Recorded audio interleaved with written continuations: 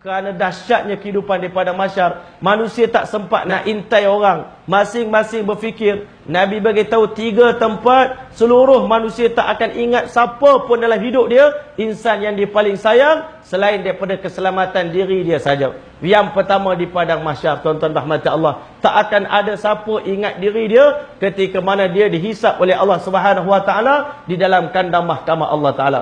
Yang kedua, kita akan lupa seluruh insan yang kita sayang dalam hidup kita bila mana amalan kita akan ditimbangkan nanti. Nak tengok ikhlas ke tak ikhlas amalan yang kamu buat, berat tara mana, khusyuk tara mana, ditimbangkan amalan kita. Hari ini jangan duk bangga kita semayang banyak, baca Quran banyak, pergi umrah banyak, pergi haji banyak. Belum tahu lagi berat ataupun tidak amalan kita. Waktu ditimbang nanti malaikat pun akan beritahu, subhanaka ma abadnaka haqqa ibadatik. Ya Allah, selama ini kami tak ibadat betul-betul lagi ya Allah. Kalau kami tahu keagungan engkau macam ni, kehebatan engkau macam ni, kami akan tingkatkan lagi tahap ibadat kami, kata para malaikat. Tetapi hari ini kerana kita tak faham kehebatan Allah Ta'ala, kita semayang pun sambil lewat, sambil duk lupa pada Allah Ta'ala, sambil ingat Allah, ingat juga benda lain, ingat juga pampers anak, ingat juga kunci kereta tadi lupa letak mana. Tuan-tuan dan rahmat Allah, sebenarnya kita meletakkan darjat Allah begitu rendah sebenarnya. Tak layak pun Allah itu dihina dengan sedemikian rupa, tuan-tuan. Maka apa yang berlaku? Yang ketiga, kita tak akan ingat sesiapa pun dalam hidup kita, melainkan keselamatan diri kita ketika mana kita diperintahkan oleh malaikat, sekarang giliran kamu untuk melintas titian sirat. Masya Allah. Sedangkan selepas daripada padang mahsyar, lepas pada tu ada satu, Masya Allah, lembah yang dipanggil lembah neraka jahanam. Masya Allah. Sebelum Allah Ta'ala mulakan perhitungan, Allah Subhanahu Wa Ta'ala akan perintahkan malaikat Jibril, diserahkan 1000 tali belati di tangan Jibril alaihissalam.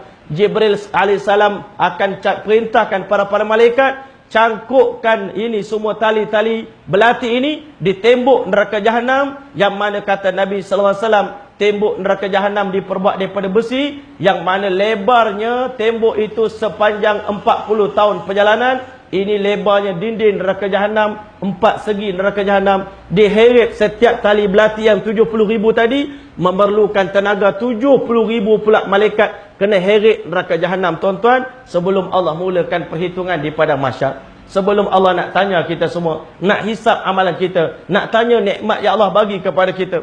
Maka di kali itu kata Nabi sallallahu alaihi wasallam, ketika mana jarak di antara neraka dengan dunia, dengan manusia ni 100 tahun. Di kali itulah, idza ulqu minha makanan dhayiqan sami'u laha taghayyuzan wa zafira.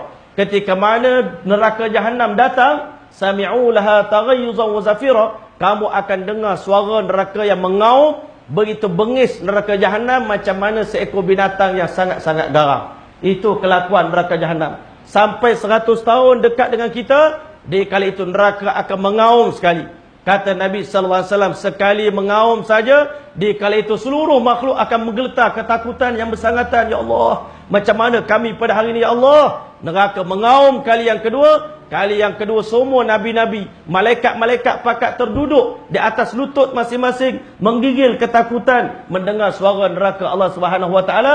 Yang ketiga, neraka akan mengaum dengan ngauman yang menyebabkan balaghatil qulubul hanajir. Hati manusia, jantung naik sampai ke halqum, ke tekak, kerana terlalu takut sangat mendengar suara neraka Allah Subhanahu Wa Taala. Wahai hamba aku, selama ini hamba duk ingat aku main-main. Aku hantar kamu ke alam dunia bukan untuk main-main. Afahasibtum annama khalaqnakum abatha. Kamu sangka aku hantar kamu ke alam dunia untuk main-main, untuk sia-sia. Wa annakum ilaina la turja'un. Kamu tak akan kembali kepada kami satu hari nanti. Allahul Malikul Haq. Maha suci Allah. Allah tak pernah buat kerja main-main. Allah tak pernah buat kerja sia-sia. Aku hantar kamu ke alam dunia untuk beribadat kepada aku, untuk buat pengorbanan untuk agama, untuk buat persiapan untuk alam akhirat. Itu tujuan aku hantar kamu datang ke alam dunia 60-70 tahun. Maka di kali itu, Masya Allah, di saat itulah Allah Subhanahu Wa Taala belum memperlihatkan kelakuannya seolah-olahnya, belum lagi menampakkan keinginannya untuk menghisap amalan manusia.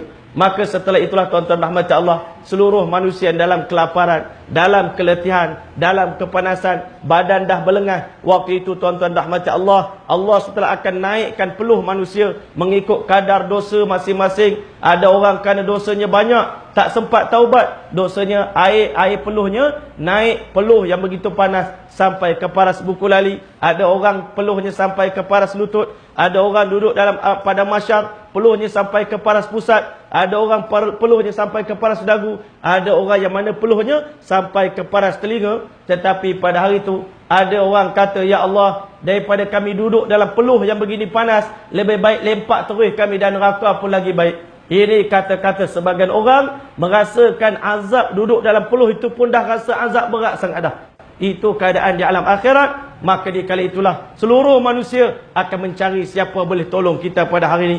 Hari ini kita duk bangga dengan gelaran. Ini gelaran Maulana, ini mufti, ini qadi. Sebenarnya gelaran itu sikit pun tak boleh menolong kita di padang mahsyar nanti. Kerana Nabi SAW beritahu, di padang mahsyar, di kalangan umat aku, siapa di kalangan kamu yang bawa balik berjumpa dengan Allah, bukan amalan macam sekarang, tetapi amalan 70 orang Nabi-Nabi pun, pada hari itu kamu merasakan kamu tak akan selamat daripada azab neraka Allah Subhanahu Wa Taala. Menggigil ketakutan. Bayangkan kalau amal macam kita ni tuan-tuan. Sebab itu sebelum kita kembali pada Allah, cuba ikhlaskan semua amal ibadah kita. Semua aku buat semuanya untuk Allah Taala. Mengajar aku untuk Allah, sembahyang aku untuk Allah, mendidik aku untuk Allah, bekerja aku untuk Allah, cari rezeki pun untuk Allah, aku mendidik anak isteri pun semata-mata kerana Allah Subhanahu Wa Taala. Mudah-mudahan Allah rahmati pertemuan kita pada malam ini insya-Allah. Mudah-mudahan kita semua diselamatkan oleh Allah di padang mahsyar. Allah SWT golongkan kita di kalangan umat yang akan berpeluang memasuki syurga tanpa hisab. Dan kata Nabi SAW sebagai pesanan terakhir,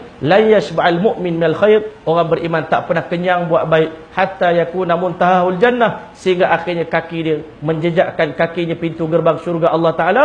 Di kali itulah barulah dia akan berhenti buat amal ibadah. Maka mudah-mudahan Allah Ta'ala berkati hidup kita, Allah selamatkan kita di dunia dan akhirat. InsyaAllah sekian dulu aqulu qawli hadha wa astaghfirullahal azim li wa lakum wa lisairil muslimina wal muslimat fastaghfiru innahu al ghafurur rahim.